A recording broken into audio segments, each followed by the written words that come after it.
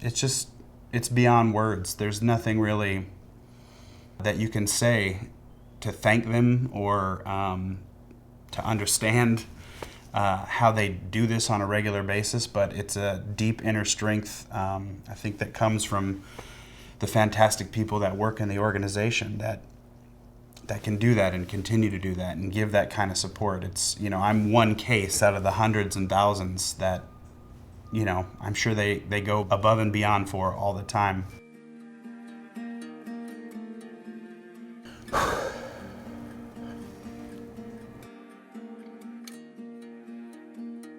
Hi, my name is Patrick Pope, and this year my father passed away, and Hope Hospice was there for me and my family. People have this sense that hospice care is all about death, and in reality it is all about putting as much meaning and quality in your life, however long you may have left to live it. My experience with Hope Hospice began about 2 weeks before my father passed. He was on a very rapid decline when Hope Hospice sort of came to the rescue and came into our lives, and to have new people around was something that was sort of met with skepticism on my mom and I's side. But I think just the staff being so remarkably good at coming in, understanding individually how our family worked, and taking a good read on us and studying the situation in whole, and really just then embracing us and being with us every step of the way was something very special that I'm not sure a lot of organizations have, especially when dealing with cancer and death and a fastly approaching death.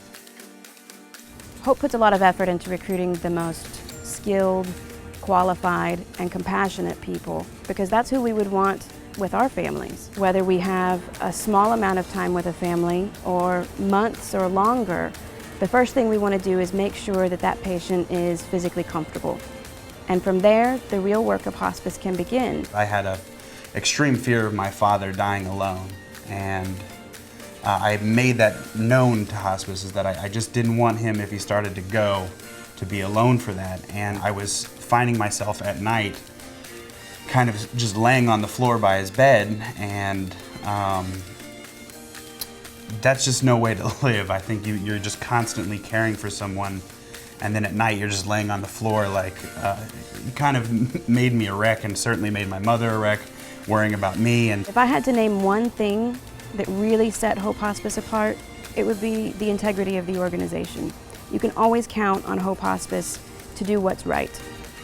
I remember about 4 or 5 days into that, I had finally just sort of hit this lack of sleep hysteria, and it was the first time we really kind of broke down that privacy wall and just looked at hospice and came to them and said, look, we need help, and this is how we need it.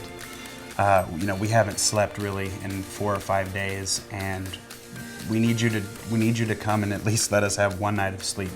Hope Hospice heard that and immediately just took care of it. Within, I think, 20 minutes, someone was there and worked the night shift for the rest of the time. And that's when I really started to feel supported, and that's when I started to think that hospice really was a magical thing. If it weren't for Hope Hospice, there would be over 600 men, women, and children who go without these services.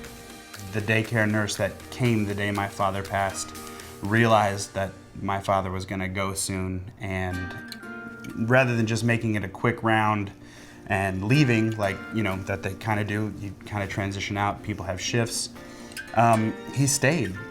He stayed there for in total it was about 3.5 hours, just watching and waiting and patiently just kind of sitting by my dad's bedside with us. And I remember we had kind of just taken a break and walked out of the room, and he came out and just very kindly said, guys, and it was just sort of that tone that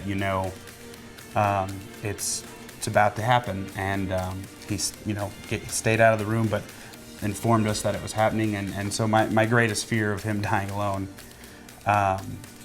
didn't happen, and that was because someone from hospice was there watching and informed me of the time to go in, and it was special and intimate, and The thing that I love about Hope Hospice is getting the chance to connect people with resources and services that, for me, my family did not get to experience. And it's the opportunity to change my own story in a way. Afterwards, it was really special. I remember I was at the memorial service giving a eulogy, and I was doing pretty good. It was a great eulogy, and just a good remembrance of my father, and telling really good stories. And I remember one particular thing I said, and it kind of sparked a laugh. And I looked up, and I saw 3 or 4 people from Hope Hospice that had helped with my father's passing. While Hope Hospice does accept Medicare, Medicaid, other types of insurance, we don't turn anyone away who needs our services. And on any given year, we spend over $300,000 on unreimbursed hospice services. I think Hope Hospice is an organization that deserves all the best that it can get from the community and from people, from sponsors. So I encourage everyone to take a look at the magical work they're doing and give if you can. Every time our staff goes out and visits with one of our patients, they always ask, "What do you hope for today?" It gives us a chance to really meet the needs of that person and that person's family. It connects us with not what we think they should be doing or what we think their services should look like, but what's most important to that person and what's most important to that family. It is truly a difficult thing, and you can't do it alone. And that's speaking from my mom and I. We're very strong people, but we couldn't have done it alone.